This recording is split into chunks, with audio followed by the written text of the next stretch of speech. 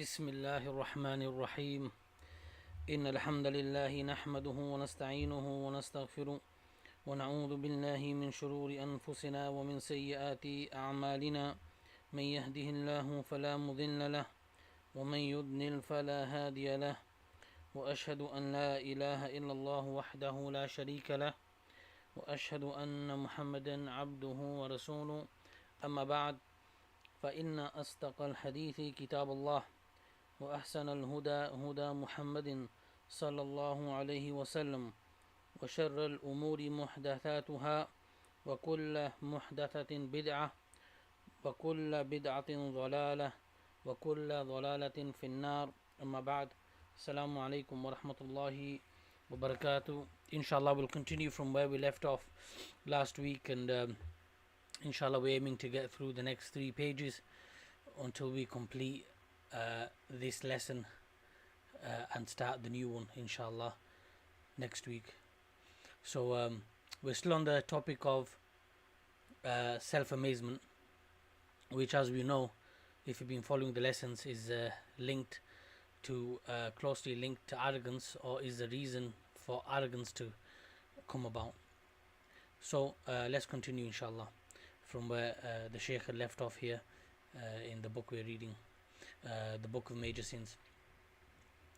So the Shaykh, he continues and he says, ولأحمد بسند جيد عن الحارث بن معاوية أنه قال لعمر إنها كانوا يراودونني على القصص فقال أخشى أن تقص ترتفع عليهم في نفسك ثم تقص فترتفع حتى يخيل إليك أنك فوقهم في منزلة الثريا فيدعك الله عز وجل تحت أقدامهم يوم القيامة بقدر ذلك. So inshallah we'll just go straight into it, and we'll read the Shaykh's explanation of this hadith. So we'll go step by step as you can see the paragraphs inshallah. قال ولأحمد بسند جيد عن الحارث ابن معاوية أنه قال لعمر رضي الله عنه إنهم كانوا يراودونني على القصص وفي المسند أرادوني على القصص يعني يلحون عليه أن يقص عليهم، والمراد بيقص عليهم أي يعظهم يذكرهم، فكانوا يلحون عليه في ذلك لأنهم كانوا يسمعون منه في قصه ووعظه ما يؤثر، فكانوا يلحون عليه في ذلك. So in this hadith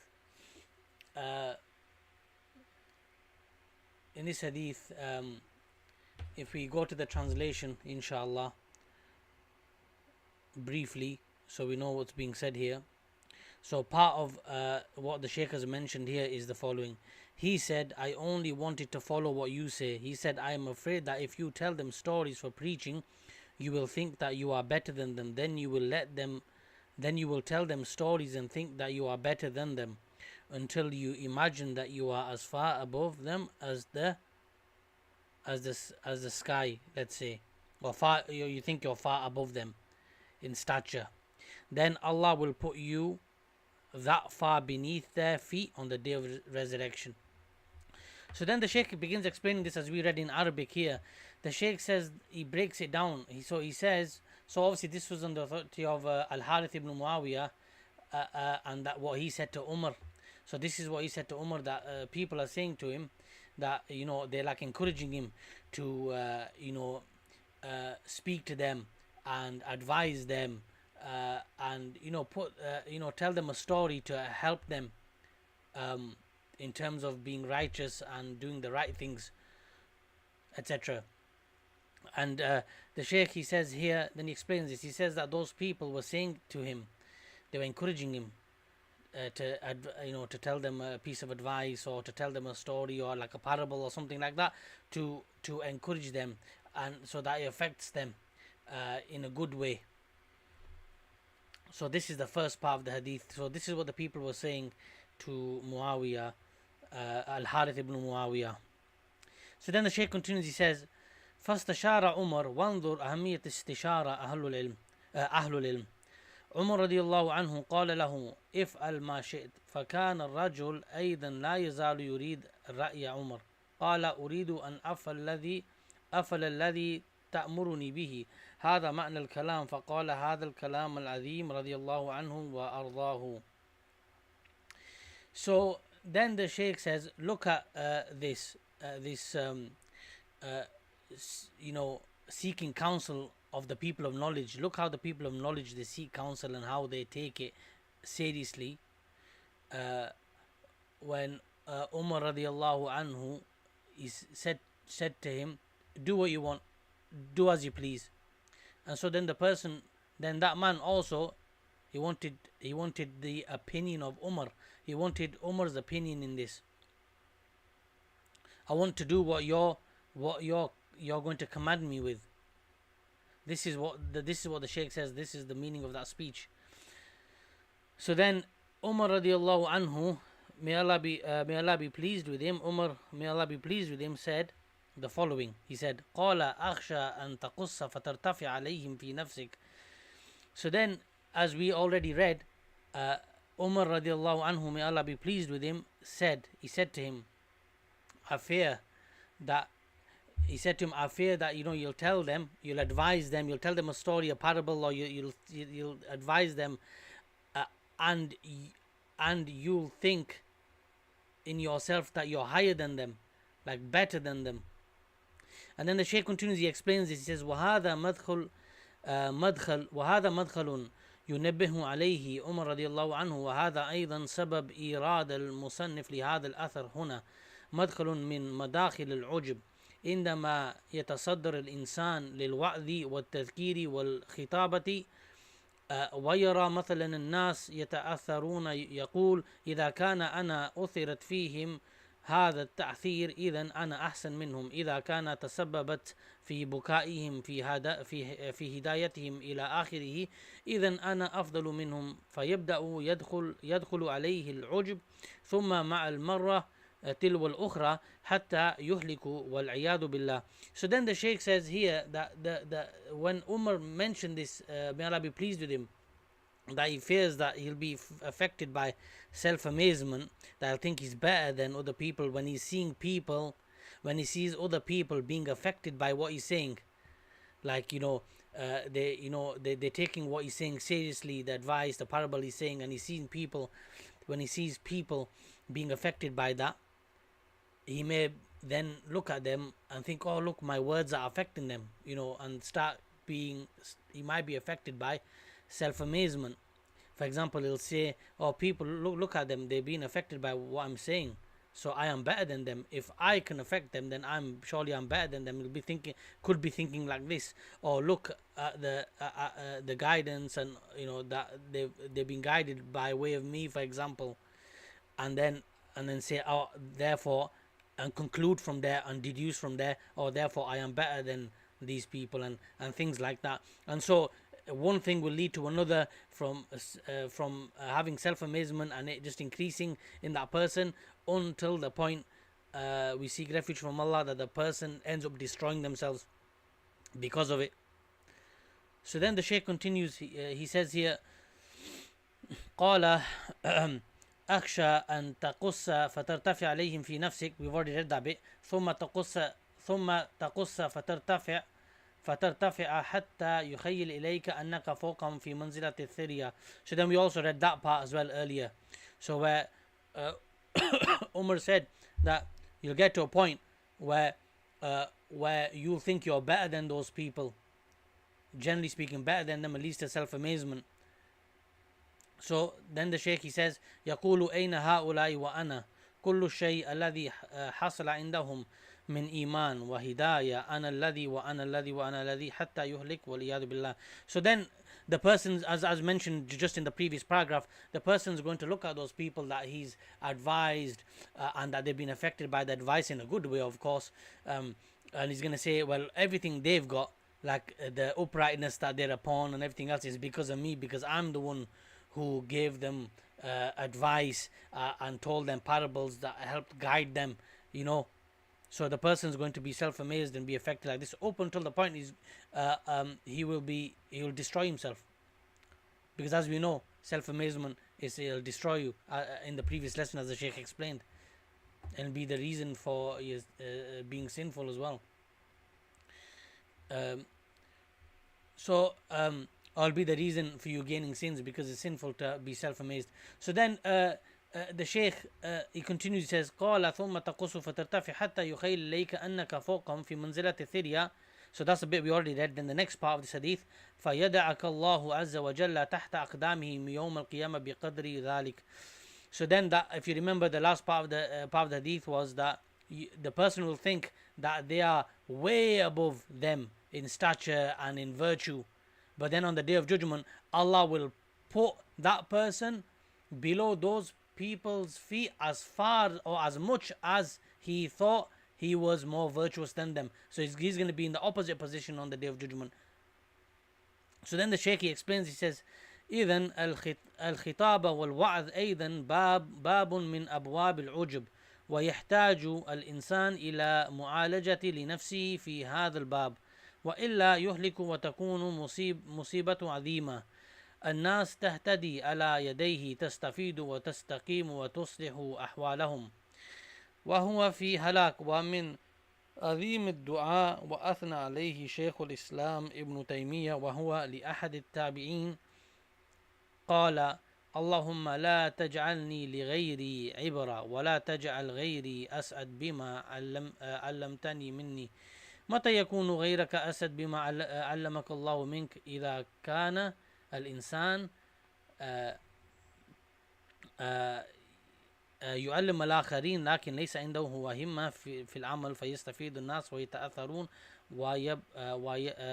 وينتفعون وتصلح أحوالهم وتستقيم أمورهم على يديه، لكن هو في درب آخر الذي أشار إليه عمر. So then in this paragraph the Shaykh is explaining that part of the hadith, what's the reason. And in a nutshell here, the reason the Shaykh explains is that the person who's teaching other people, for example, and through parables, through advice, through lessons, like even like this situation, the person is teaching other people, they are benefiting, they are acting upon this knowledge that they've gained. But the person who's teaching, he doesn't care. He's just teaching it, but he doesn't care about actually acting upon what he's teaching or what he's learned as well. So this is the reason for the person's downfall, and this is the reason why on the day of judgment this person is going to be on the wrong side, as the Shaykh has explained here. So then the Shaykh mentions also from one of the du'as or supplications of the tabi'in, one of the tabi'in, where they said, oh Allah, don't make me for others an example. Don't make me for others an example.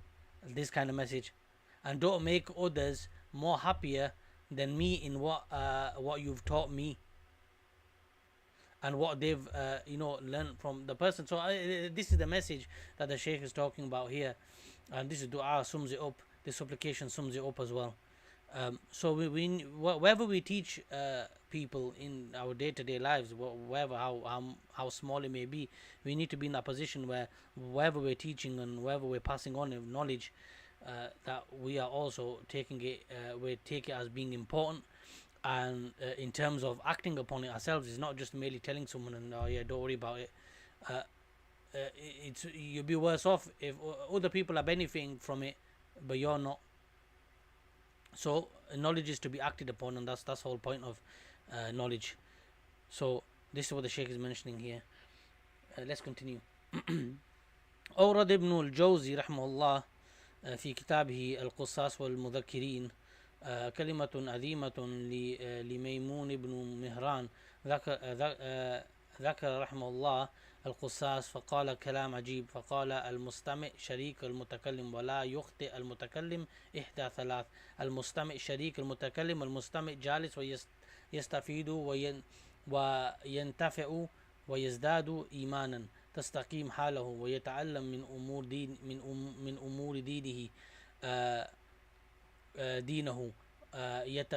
يتفقه يتبصر. قال: ولا يخطئ المتكلم إحدى ثلاث، إما أن يسمن قوله بما يهزل دينه، يأتني بصناعة تنميق الكلام وتحسين الكلام وكذا حتى الناس تعجب بطريقته وبأسلوبه إلى آخره بما يهزل دينه وإما أجب بنفسه، وهذا الذي مر معنا في أثر أمر، وإما أن يأمر بما لا يفعل، والمستمع أيسر مؤونة.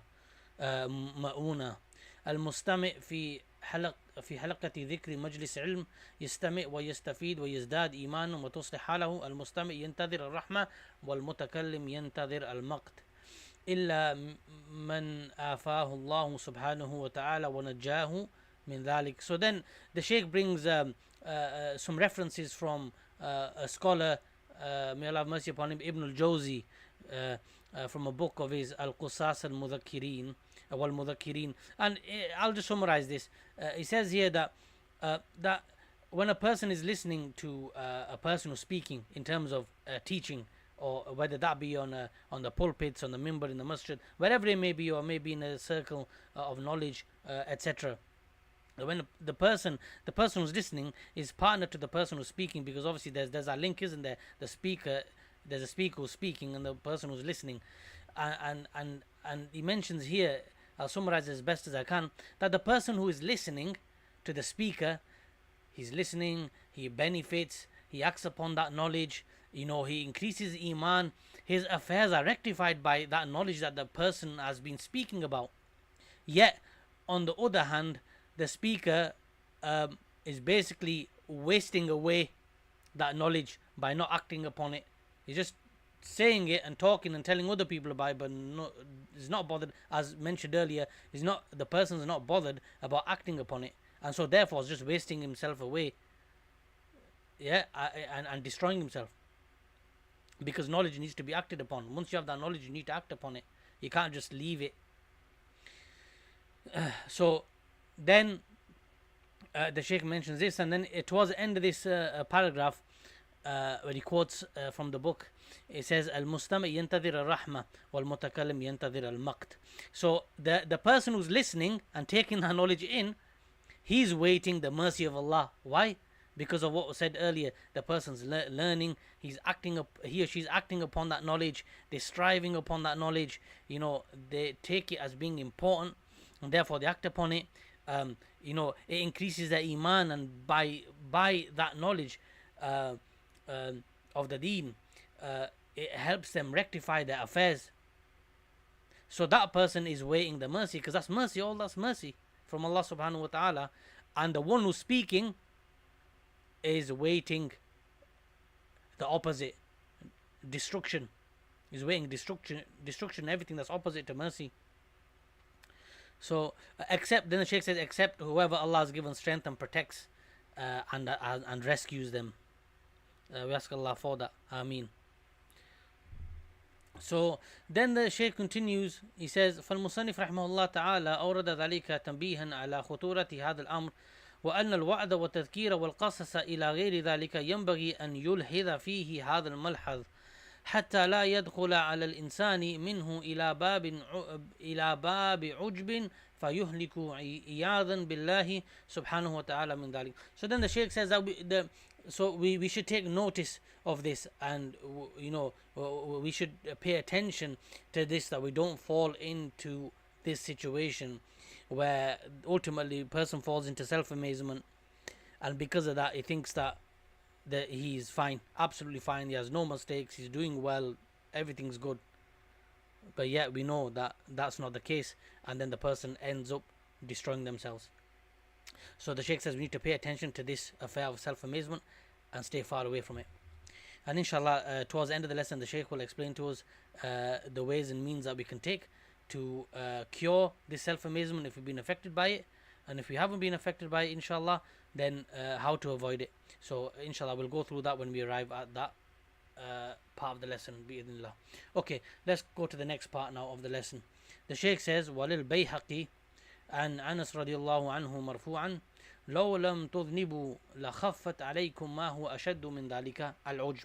So then this is a part of hadith of the Prophet sallallahu alayhi wasallam from Al-Bayhaqi, Imam Al-Bayhaqi, on the authority of Anas radiallahu anhu, may Allah be pleased with him, that the Prophet sallallahu alayhi wasallam, he said, if you didn't fall into sins or commit sins or fall into sins, an error, you would have taken what's more severe than that lightly. What's more severe than sins, if it or making mistakes, is self-amazement. And the Shaykh will explain why, but briefly I'll mention it here, just so we can keep the lesson connected. That once you're self-amazed, you don't believe that you make mistakes. You believe that you are doing fine, and you have no errors. That's why. So then the Shaykh continues. He says, "Fil asl al-ujb al-ujb." So the Shaykh says I think he's referring to the hadith here, al-ujb, self-amazement. That the Prophet ﷺ, he repeated the word self-amazement in the hadith. So he's just mentioning that because he's warning us from it. He's mentioning it he's emphasizing it, sallallahu alaihi wasallam, because he's warning us from it, from its dangers. The Shaykh continues. He mentions the hadith again here, as you can see, and he says, لاحظ الآن حتى يتضح لك المعنى أموم الذنوب والمعاصي التي يرتكبها الإنسان والعجب والنبي صلى الله عليه وسلم خاف على الأمة من العجب أشد من خوفه عليهم من الذنوب.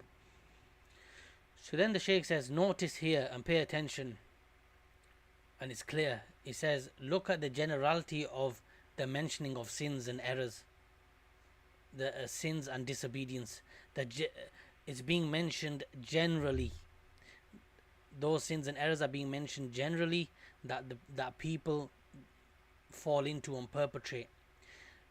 Yeah, and self-amazement. The Prophet ﷺ mentioned that, and he feared for us of falling into self-amazement, and he saw it as being more severe than disobedience and sins. And then the Shaykh mentions that part, which we've already read, so I won't repeat it.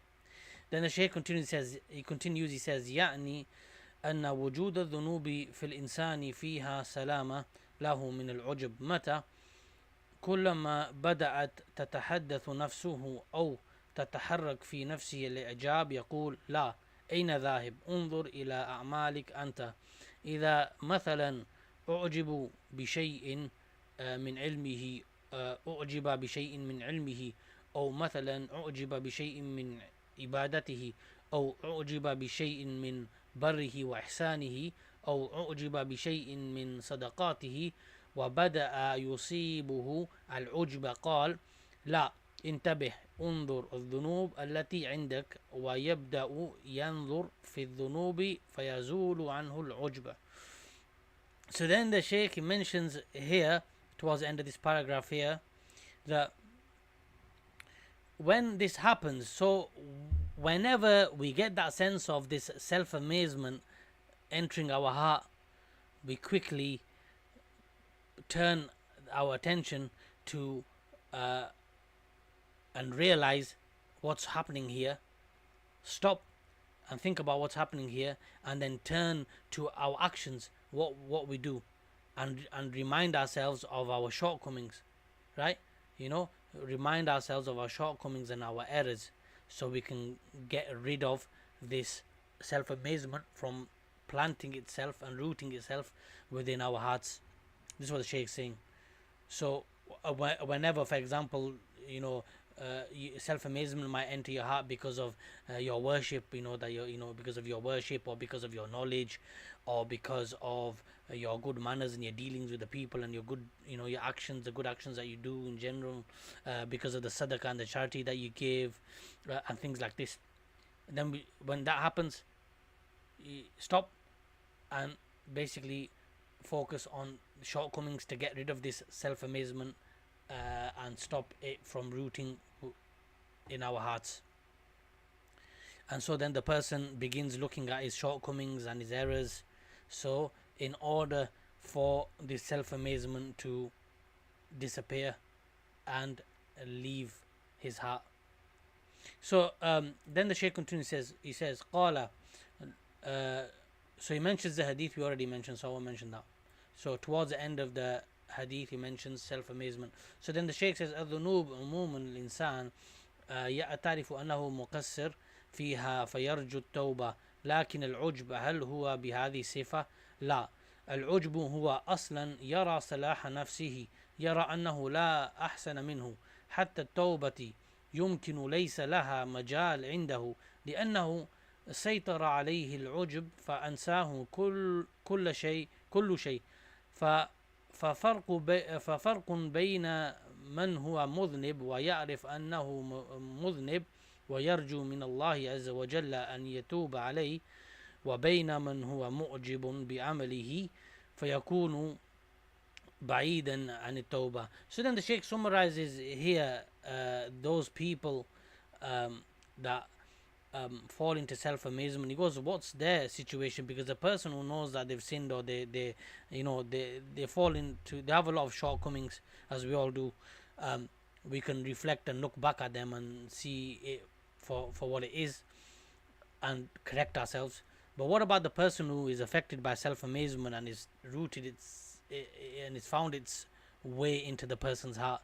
Is he by the same description? The Shaykh says no, because that self-amazement, it basically makes the person think that he is upright. There's no problem. He has no problems. He's upright. He's doing everything right.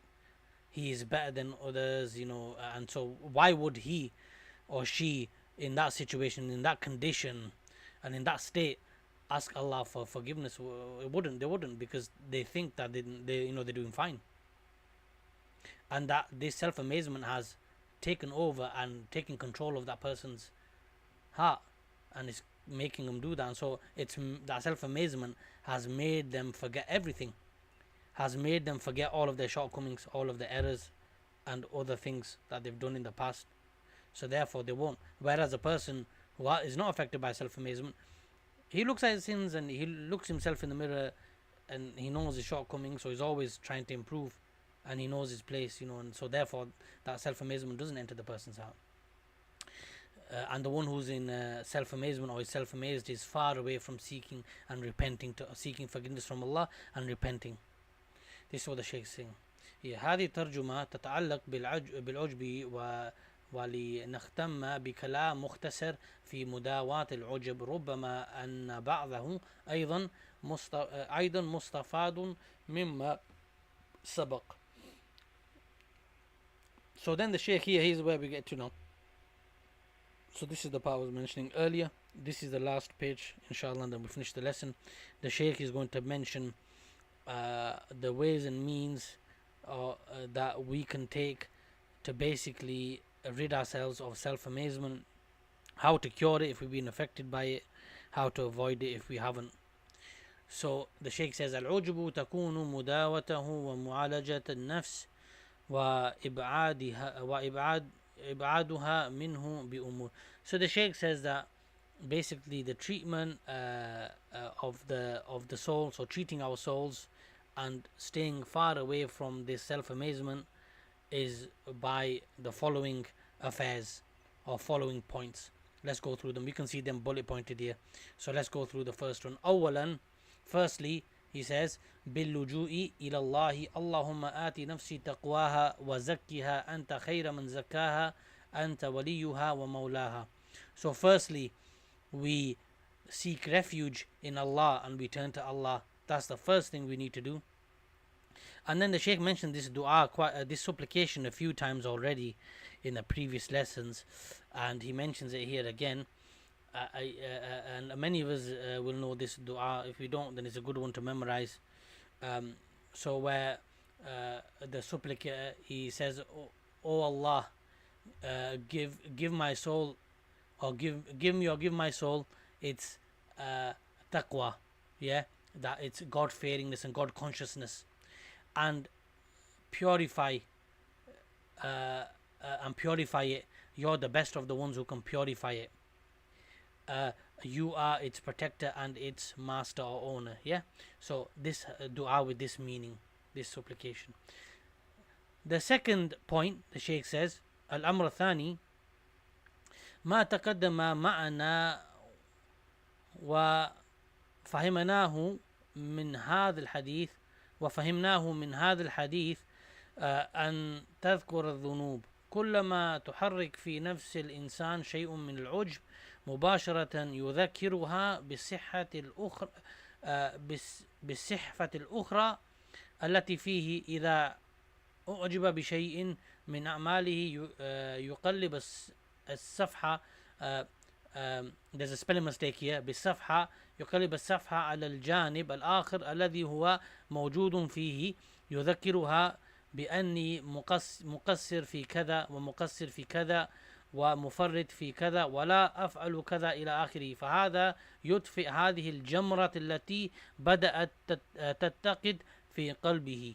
So then the Shaykh says the second point is that whatever of self-amazement that we find within ourselves, then we mention from what we've also learned from the hadith that the Shaykh brought forth and discussed, then we mention our errors and our mistakes. So whatever of self-amazement that we find ourselves in, then as soon as that happens, to get rid of it, we remember our mistakes and our shortcomings straight away, and we turn away from this self-amazement by doing that. So it gets rid of that self-amazement that's in us. So it's a check and balance in place for us, and this basically puts out that fire of self-amazement from becoming widespread within us and within our hearts, because this is a disease of the heart, spiritual disease of the heart. So then the Shaykh, he goes on to the third point. There's some mistakes here, so we'll just go by what's being said here. So we're on the third point now, but it says second point again. Al-amru thalith مما يداوي به العجب رؤية التقصير. Okay, so just continuing. So the Shaykh mentions again similar thing here. الأمر الثاني مما يداوي به العجب ورؤية التقصير في جنب الله حتى في الأمر الذي أعجب به إن كان أعجب بإبادة معينة يفعلها فلينظر إلى تقصيره في هذه الإبادة وأن حق الله سبحانه وتعالى أعظم. قد قال عليه الصلاة والسلام لن يدخل أحدا منكم عمله الجنة. قالوا ولا أنت يا رسول الله؟ قال ولا أنا إلا أن يتغمدني الله برحمته. So then here, just following on, the Shaykh mentions that whenever we are self-amazed by any of our actions, for example, they may be in our acts of worship, our praying or whatever, etc., then we remind ourselves of our shortcomings, and that our shortcomings in that particular worship, for example, and that we know that we could have done better, and that there's shortcomings in it, and that, you know, in that way. So this is what the Shaykh mentions. Then the Shaykh mentions a part of hadith of the Prophet sallallahu alaihi wasallam, where he said, what you do will not bring any of you into paradise or protect you from hell, including myself, except by God's mercy. Yeah, and also that the Prophet mentioned that by himself as well, that he won't he can be affected, but because Allah's Allah's mercy, yeah, is upon him. And so if we want that same mercy, then we need to follow those instructions as well. Yeah. So then the Shaykh mentions the third point. He says al-amru thalith أن يتذكر نعمة الله عليه إذا أعجب الإنسان بشيء لا ينظر إلى نفسه بل يقول هذا فضل الله علي لولا فضل الله علي لما حصل لي هذا الأمر. ولهذا قال العلماء إن دواء العجب أن تقول ما شاء الله لا قوة إلا بالله ولولا إذ دخلت جنتك قلت ما شاء الله لا قوة إلا بالله. Surah Al-Kahf, that's from Surah Al-Kahf, verse 39. إذا دخلت جنتك بيتك رأيت مثلا الآثاث الجميل والزروع الجميلة وبدأ تعجب بهذا الشيء قل ما شاء الله لا قوة إلا بالله. ذكر نفسك بالنعمة أن هذه نعمة الله عليك ولولا أن الله أنعم عليك بها لما كانت عندك. فهذا أيضا يطرد العجب. So then the Shaykh, he mentions here, and he mentions the ayah as well. So let's just go to that first. Actually, I think it might be better, inshallah, if we just go to the ayah first. I was actually on there. Okay, so this is from Surah Al-Kahf. It was better for you to say when you entered your garden, that which Allah wills will come to pass. There is no power but with Allah. Yeah, so this is part of the ayah, and the Shaykh mentions it because he mentioned that here. He says that whenever we have that self-amazement effect of, or feeling of self-amazement, we remind ourselves of the blessings of Allah upon us, that this is because of Allah, that everything that we have and whatever we have, yeah, is because of Allah subhanahu wa ta'ala. This condition that we're in is because a good condition that we're in is because of Allah subhanahu wa ta'ala, and that it's, if it wasn't for Allah, then it wouldn't have been. And the Shaykh says this is why the scholars, they say that the treatment, the medicine for treating self-amazement, it is that we say Ma sha Allah la quwwata illa billah. Yeah, that if it isn't for the will of Allah, yeah, and by the power of Allah, yeah. So as we mentioned, if we go back to the ayah, what was mentioned here, so and there's no power but with Allah, sorry, so there's no power but with Allah, yeah. And so we reference that, we make that clear, yeah, because ultimately what would happen if we put ourselves in a scenario, we never say that, we don't think about that all of these blessings that Allah has given us, and it's because of the blessings of Allah, many blessings of Allah upon us, innumerable blessings, then we get self-amazed, and then from that self-amazement will eventually just lead to arrogance. So this is what the Shaykh is mentioning here, and so he says we should always remind ourselves about that. And then he says, and this is why Al-Imam Hafiz Hakami, may Allah have mercy upon him, in his poem called in his Manzuma, I think it's Manzumat al-Mimiyya, where he said in one of the lines, he said, وَلَا تُعْجِبَنَّ بِهِ أَيْ عَمَلِكَ يَحْبَتْ وَلَا تَرَاهُ فِي جَانِبِ الذَّنْبِ وَالتَّقْصِيرِ وَالنِّعَمِ. So basically that, don't be self-amazed with your actions, the good deeds that you're doing, because without looking at your errors and your shortcomings and the blessings that Allah has given upon you, because if you don't do that, those good actions will be void. All those good deeds will be void because of it, because of the self-amazement, yeah. So then the Shaykh, he just explained this briefly here, and inshallah then we'll wrap up. Barakallahu fikum. هذه ثلاث سبحان الله هي التي فيها مداواة العجب. So then the Shaykh says, in these 3 points that he has mentioned is the treatment for self-amazement. So if any of us are affected by this, then this is the way we treat ourselves, and inshallah it'll clear it from our hearts. So then the Shaykh goes on to explain this line of poetry. قال لا تعجبن به يحبت ولا تراه، يعني لا ترى عملك رؤية إعجاب به في جانب الذنب والتقصير والنعم مباشرة إذا بدأت نفسك تتحرك عجبا بعملك ذكرها بهذه الأمور الثلاثة الذنب والتقصير والنعم. So then the Shaykh says that when we do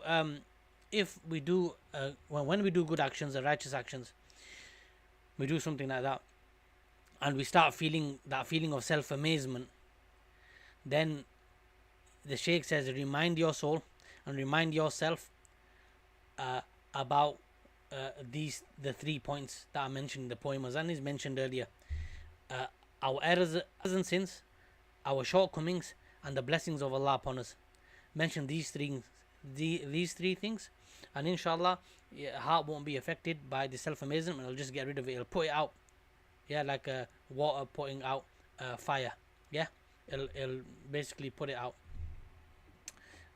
So then the Shaykh says, إذا أعجبت بالأعمال ذكرها بالذنوب التي عندك وذكرها بالتقصير حتى في العمل النفسي الذي أعجبت به وذكرها بالنعم أن هذا فضل الله عليك ولولا فضل الله عليك لما كنت كذلك. So then this is what the Shaykh has mentioned, what I just mentioned as well here. So I won't repeat that. Barakallahu feekum. So inshallah, let's wrap up here. Subhanakallahumma wa bihamdik ashhadu an la ilaha illa ant astaghfiruka wa atubu ilayk. Allahumma salli wa sallim ala abdika wa rasulika nabiyyina Muhammad wa ala alihi wa sahbihi ajma'in. Assalamu alaikum wa rahmatullahi wa barakatuh.